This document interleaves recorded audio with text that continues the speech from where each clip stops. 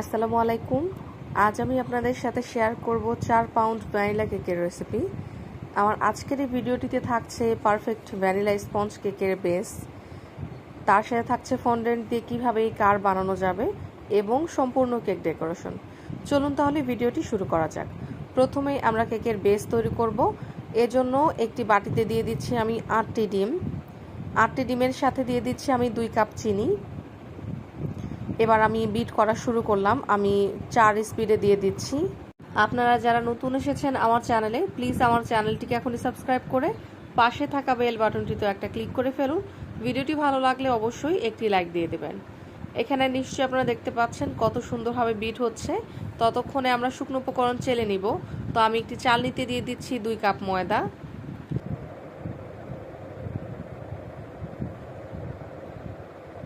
1/4 cup cornflour আপনারা যে কোনো ব্র্যান্ডের নিয়ে নিতে পারবেন। আমি এখানে ফস্টার ক্লার্কের কর্নফ্লাওয়ারটা নিয়ে নিচ্ছি। বেকিং পাউডার দিয়ে দিচ্ছি 2 চা চামচ, 2 টিস্পুন। বেকিং সোডা দিয়ে দিচ্ছি 1 টিস্পুন। লবণ দিয়ে দিচ্ছি 1/2 টিস্পুন।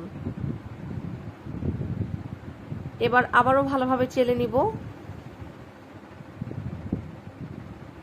উপরের এই অবশিষ্ট শুকনো উপকরণ আমরা কিছুই ফেলে দিব না, সব কিছুই ভালোভাবে নিয়ে নিব।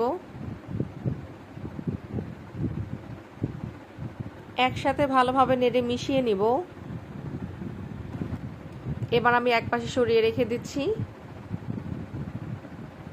আমি এই কেকটাকে বেক করব 9 ইঞ্চের 2টা স্কোয়ার মোল্ডে। আপনারা যারা একটা মোল্ডে বেক করতে চাচ্ছেন, আপনারা এই কেকটাকে 11 ইঞ্চের অথবা 12 ইঞ্চের স্কোয়ার মোল্ডে বেক করে নিতে পারবেন। কোনোভাবেই যেন ভেজা না থাকে। ভেজা যদি থাকে তাহলে কেকটা মোল্ড আউট করার সময় পড়তে যাবে না, কাগজটা দেখা যাবে মোল্ডের সাথে লেগে থাকবে। এই জন্য খুব ভালোভাবে ক্লিন টিস্যু দিয়ে বা কিচেন টাওয়াল দিয়ে মুছে নিতে হবে।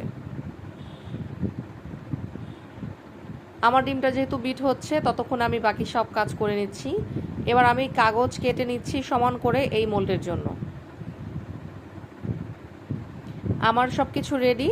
আর আমি দেখেছি ডিমের ফোমটা পারফেক্টভাবে হয়ে গেছে। তো এখানে দিয়ে দিলাম 1/2 কাপ সয়াবিন তেল, সাথে দিয়ে দিলাম 1 টেবিল চামচ ভ্যানিলা এসেন্স, সাথে দিয়ে দিচ্ছি 1 টেবিল চামচ হোয়াইট ভিনেগার। ভিডিওটা সামান্য একটু ঘোলা এসেছে, এই জন্য আমি আন্তরিকভাবে দুঃখিত। এবার একেবারে লো স্পিডে বিট করে নিব 1 মিনিটের মতো।